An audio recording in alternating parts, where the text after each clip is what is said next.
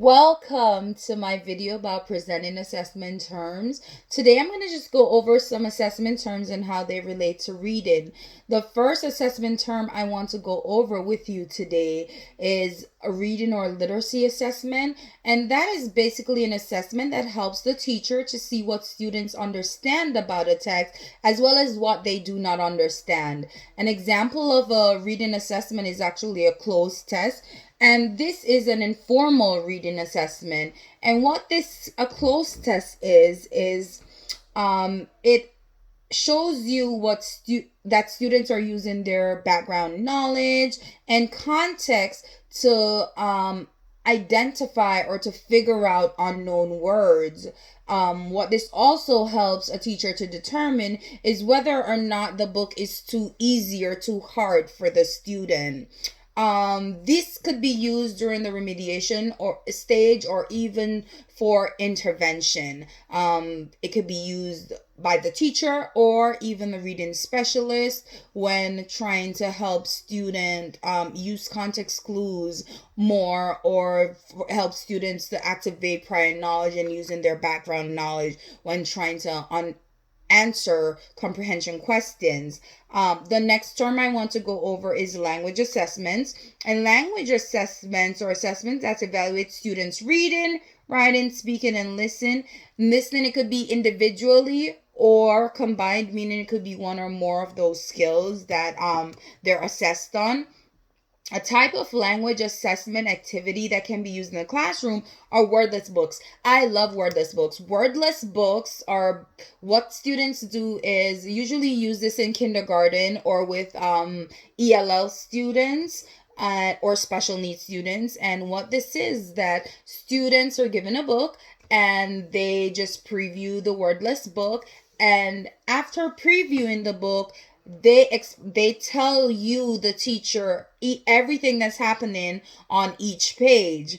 And then as a teacher, you could scaffold and you could use language that you want them to use with describing the pictures on each page. Wordless books could be used by the teacher or the reading specialist, and this helps to develop a student's language. And basically, with under language assessment, that's what you want to do. You want to develop their language skills so that they're better able to communicate with not only you as the teacher but also with their peers. Another assessment is a diagnostic test, and these are standardized tests. However, they're different from achievement tests because these tests are used to determine the strengths of a student and also the weaknesses of a student. So this is perfect for a teacher. You could use this to actually build your lessons around, to determine, okay, what do I need to teach a student? What are they strong in? So okay, they already know this. And what are their weaknesses? What do I need to reteach, or what do I need to provide some sort of intervention for that they need to build on that skill to become proficient readers. An example of a diagnostic test is the iReady testing that we use in our district. The iReady testing, kids usually sit one at the beginning of the school year, right before winter break, and one right at the end of the school year. And what this does, it actually tracks the progress of the student to see whether they made gains or whether they did not, and what are the next steps for that student, what you need to teach that student so that they could be successful and or proficient readers by the time they get to the next grade. iReady diagnostics, the reading specialty usually facilitates the teacher by administering the test to the students that they provide intervention services to.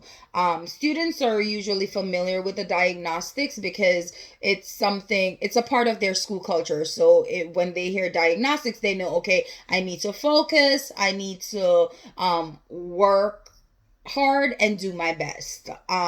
Remediation is the reteaching of a skill where majority of your class isn't getting that skill. One great activity that you could use to help with remediation is peer teaching. That means have another student teach their classmate that concept. And a lot of the times, the students tend to get that concept a lot better and quicker when their classmates teach it to them. Remediation, I would say, a lot of the times is done by the teacher, and then the reading specialist facilitates the teacher and helps the teacher with examples of strategies or activities that he or she could use in her classroom to help the student get where they need to be. Students usually relate to remediation as reteaching, because in class we tend to say, okay, we're going to reteach this. We don't usually say we're going to remediate or remediation. Another term is intervention, and intervention is used for students with learning disabilities or students who have difficulties or some sort of special needs. So students who are usually a few grade levels behind, they will benefit from intervention. The reading specialist tends to offer intervention to students who are on the tiers in RTI, on tier 2 and 3, and the teacher usually offers intervention to the students who are on tier 1. So that means they just need a little bit of reteaching, or just a little bit of extra push to get there, whereas students on tier 2 and 3, they need a lot more help. With an example of intervention is something called LLI. It's the Leveled Literacy Intervention, and it's by Fontes and Fennell. And in this program is they read a book, then they read the book the next day, and then they read a new book, and then every even day they're tested on the book that they read prior. So it's not a closed reading, it's not a cold reading, it's a book that they've actually seen before, and now they get to read it and see if they're proficient in it. The last but not least is our progress monitoring tool, and a progress monitoring tool determines whether or not the tier 2 or 3 intervention that the student is receiving is yielding any gains, because anything we do it so that our students could make gains. So that's what the progress monitoring tool does. This tool help to identify if a student has a learning disability, what's preventing the student from being mislabeled, or it also helps to identify students who need short-term explicit teaching on a certain skill or concept. And when students are in RTI, in the reading specialist or the teacher's job is to use the progress monitoring tool given to them by usually their school-based team. An example of a progress monitoring tool is EasyCBM that I've personally used, and I use the word list and fluency word list. And what this is just a list of words, and they get 1 minute to say as many words as possible. Students are usually given a goal, and they get 8 to 12 weeks to meet that goal. They're tested once per week, yes. And then all that data is put together, and it's taken to the school-based team, and they determine what the next steps are. So that's all I have for you today, and I hope you enjoyed my video. Have a great one.